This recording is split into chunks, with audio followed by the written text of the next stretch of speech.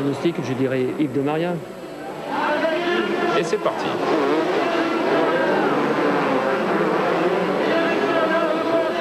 C'est vraiment le moment le plus difficile en motocross, c'est le départ. Et d'arriver au premier virage. Absolument, et pour l'instant, donc, on a toujours en tête le pilote qui nous avait fait la surprise tout à l'heure, à moins que ce soit Daniel Noro. Buenisco est reparti un peu en retrait. Éric Bernard. Mais il y avait Denis Sautant sur sa Kawasaki qui s'était pointé en tête et qui avait fait un bon début de course en 250. Moi, je vais mettre comme favori, malgré tout, Frédéric Bollet, parce que Inaccesant, il est la coqueluche du public, il doit être donc la coqueluche des téléspectateurs de Sport 3 dimanche. Et malgré sa 125, il vient de réaliser un très très bon départ puisqu'il est en 3e position. Et on avait constaté déjà lors de l'après-midi pendant les séances Jackie que son placement sur la grille était déterminant. Il cherchait justement à être le premier dans le tout premier virage. Et oui, tout à fait. Là, il a pris une position à l'intérieur sur la ligne de départ. Je crois qu'il n'y avait pas d'autre position pour une 125 face aux 250. Et une décomposition déjà dans ce premier tour avec encore des images de caméras embarquées qui nous sont proposées par Adolphe Drey. Et là, on est très très haut. Et la réception. Avec un petit tassement des vertèbres au passage.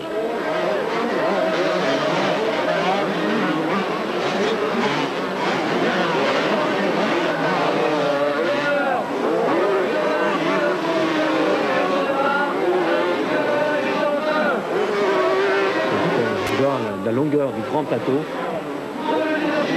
Oui, parce qu'on s'en rend pas tellement compte quand on est donc en position latérale. Ce sont des plateaux qui font 20 mètres. Voilà. Voilà, retour à la course maintenant. Donc on revient sur cette course et on vient de voir passer Yves de Maria. Il y a eu évidemment un temps de repos entre la finale 250 et cette super finale. Mais De Maria a eu le temps de se ressaisir, mais il n'est qu'en seconde position, De Maria. Et devant lui, c'est Éric Bernard. Éric Bernard. On retrouve le tandem Bernard-De Maria qu'on avait déjà vu tout à l'heure à la finale du 250. Donc c'est en quelque sorte le même style d'épreuve qu'on a vu tout à l'heure, à part que cette fois-ci... Non, Bernard qui résiste encore. Une tentative de Yves à l'extérieur. Bernard qui continue à se placer. On ne peut pas vraiment dire qu'il lui ferme la porte. Hein. Oh, oh. C'est quand même assez correct, hein, Jackie. Là c'était très juste. Dans le saut, on a vu Yves venir à l'intérieur, pousser légèrement Bernard. Et il m'a semblé voir Phil Laurence en 3e position derrière. Le numéro 3 pour l'instant. Donc le numéro 53, le dossard numéro 53, c'est Éric Bernard, un des jeunes espoirs du club. Derrière lui, c'est Yves de Maria, un autre espoir, mais qui lui a déjà en partie confirmé, puisqu'il a terminé 7e du championnat du monde 125 cm3 en 1989 et qu'il est pilote officiel Yamaha. Éric Bernard qui sort par contre, Jackie, d'une blessure qui l'a immobilisé assez longtemps. Oui, qu'il l'a retiré un petit peu du Supercross, et ce qui fait un petit peu sa rentrée aujourd'hui. Oui, donc c'est une belle rentrée, peut-être un peu à courte condition. Certainement, belle performance quand même. Résister à Yves de Maria, c'est pas n'importe qui. On sait qu'Yves de Maria a quand même contenu les Américains cet hiver à Bercy. Il est en tout cas parvenu pour l'instant à mener cette résistance. Il y était parvenu lors de la finale 250 et cette finale-ci est un petit peu plus longue par contre et la condition va jouer énormément. Au niveau des jambes, des bras. Mais c'est très dur le Supercross, vu tous ces obstacles très rapprochés, c'est évident que c'est très intense. Même si c'est court, c'est très très intense. Et évidemment, sur un plan purement spectaculaire, organiser des courses comme ça dans des stades, comme ça se fait au Coliseum de Los Angeles, c'était une idée extraordinaire pour que le public soit rapproché.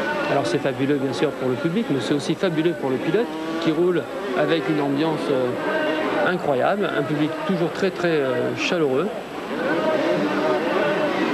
Et un public nombreux ce soir puisqu'il est difficile d'évaluer le nombre de personnes, mais vous avez vu en début de ce reportage avec les prises de vue d'hélicoptères, et ici sur ces plans, on peut miser entre 6 et 10 000 personnes sans trop se tromper. Passage donc de cette sortie plateau plus double bosse. Alors on peut sauter ou ne pas sauter les doubles bosses. Voilà la grande double cette fois-ci, mais évidemment c'est un gain de temps qui est au bout de la décision. C'est indispensable. C'est indispensable de sauter le plateau et la double bosse. À condition de ne pas se louper. Éric Bernard toujours. Éric Bernard est derrière lui De Maria, on a l'impression, est en train de regarder et d'observer pour savoir dans quel endroit il va porter son attaque. Est-ce qu'il y a des endroits privilégiés? Il y a surtout les courbes et les hoops du 12. C'est le seul endroit. Et les courbes, toutes les courbes? Toutes les courbes, puisqu'il y a forcément un extérieur, un intérieur. Mais je crois que Bernard... Oh, et chute de Bernard, chute et de Maria aussi. Les deux pilotes ont chuté. Je pense que Adolphe Drey va nous proposer peut-être un ralenti de cette image. Chute de Bernard et de Maria. Alors les deux leaders qui sont par terre. Qu'est-ce qui se passe, Jackie? Est-ce qu'on arrête la course? Il me semble que Bernard fait une légère erreur sur le premier plateau. Et oui, c'est la faute. Certainement une vitesse manquée. Et donc un déséquilibre. Un déséquilibre. Par contre, belle anticipation de Bernard qui lâche la moto pour se réceptionner sur les jambes. L'image décomposée nous permet effectivement de voir en très peu de temps la réaction du pilote lorsque tout est perdu. Par contre, malheureusement, Yves, qui est trop près derrière, doit percuter forcément la moto de Bernard. Eh bien, vous avez l'œil vif en ayant vu ça pendant la course en elle-même, qui s'est arrivée très rapidement. Et la conséquence de cette chute assez spectaculaire, c'est que nous perdons nos deux leaders. J'espère que ce sera une chute sans gravité.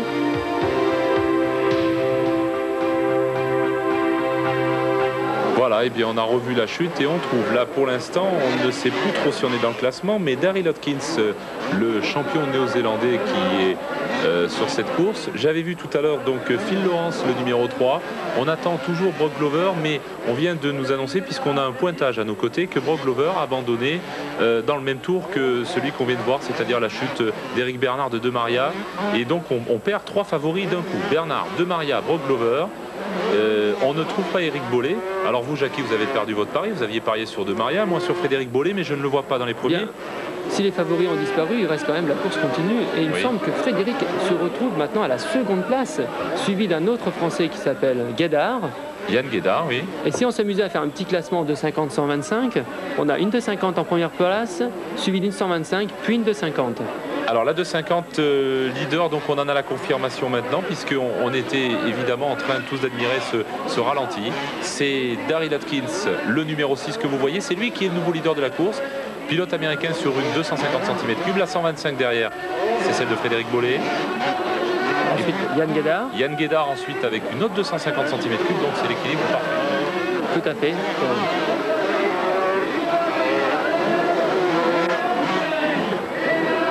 Daryl Hodkins qui a été conseillé, fortement conseillé par le manager franco-américain pour venir ici à Aix-les-Bains, mais qui était un petit peu inconnu. Il faut quand même préciser que les championnats américains n'intéressent que les Américains et ils sont pourtant les plus forts.